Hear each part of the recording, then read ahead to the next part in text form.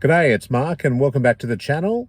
First, I just want to start off by saying thanks to everyone who's been subscribing. Please make sure that, if you haven't already, please do subscribe. Hit that bell notification button as well. But hit the little the button on the lower right-hand side of the screen and make sure you're subscribed. And when you hit the bell notification, just let you know when new videos are being released. There's always a new video, or generally every week. So also just want to thank everyone who comments. I always respond to everyone's comments. And again, lastly, just hit the like button because that helps with sharing and helps the content get seen.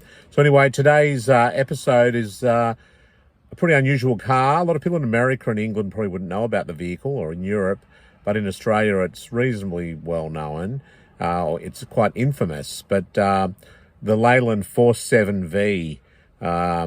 So the Leyland 47V was an ill-fated project. It all starts back with BMC, which later became Leyland Australia. They used to sell cars, like the Austin 1800, the Mini.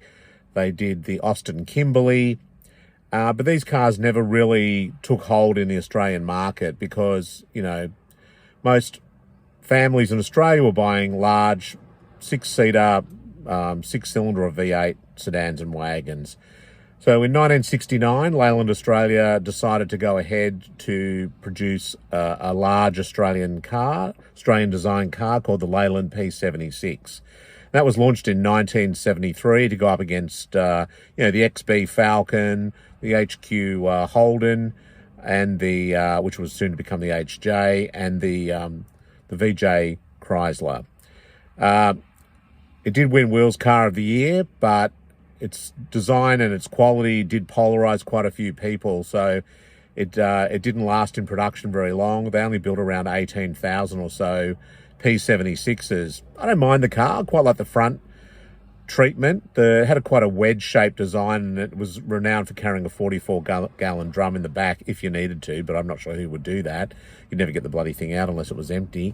But anyway, it had a lot of quality issues, and there were a lot of issues with it. But as part of that project, and that car, I should mention, was designed by Roman Rodberg. A lot of people think Michelotti did the design, but Roman Rodberg actually was the designer, and then Michelotti kind of finessed the design, but, Roman didn't get too much credit for it, so that's just another story. But anyway, as part of this, the new model project, they also planned to release a coupe, and this was called the Leyland 47V.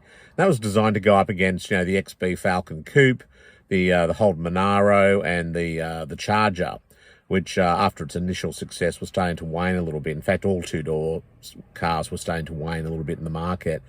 What made the Leyland 47V fairly unique was that it was also a hatchback. You could fold the seats down the back, so, it was quite an unusual design and quite unique. So anyway, Leyland launched this car. They actually built, not completed, but they built around 56 of them. But unfortunately, the axe fell on Leyland Australia and certainly on the P76 project, so therefore the 47V was doomed as well. And it's a real shame. That's why I've titled the episode, What a Shame. Only 10 survive. All of the ones that were finished, completed, survived. The others were crushed. And those cars went to auctions. Jeff K. Gray, Leyland Australia had an auction through Jeff K. Gray. Back in the 80s, used to be able to buy the auction posters. They're a bit of a collectible. They still are now. But all those cars that survived were finished, were sold off at auction, and they all still survive. There was even talk at one stage of a V12 being offered, but the standard engine was a six-cylinder, but they never made any 6 cylinders in the coupes, and it was a 4.4 alloy V8. As I said, Wheels Car of the Year for the P76, and I have been lucky enough to drive a Leyland 47V. Very few people have ever driven one, but I was lucky enough to drive a Leyland 47V. I quite liked it. It had really nice steering. The 4.4-litre alloy V8, it was quite light in the front end, so the steering and the balance of the car was good. On the same day, I think I drove an XA GT hardtop, and it didn't have the power of an XA 351 or an XB 351 for that matter, but it was actually a really nice car.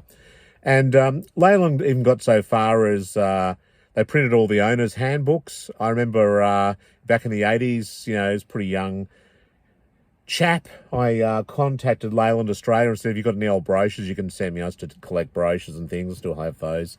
And Leyland Australia sent me the Leyland 47V Handbook. They sent that in the mail, and I've still got that. That's pretty cool. And they also even went to the trouble of doing all the photography for the brochures, but the brochures were never produced.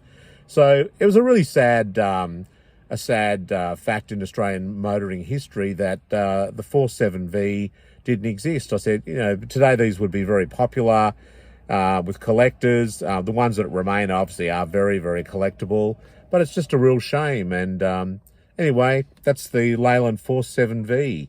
A sad part of Australian motoring history, and what a shame. So anyway, thanks for watching. Please like, share and subscribe, and I'll see you next time. Bye.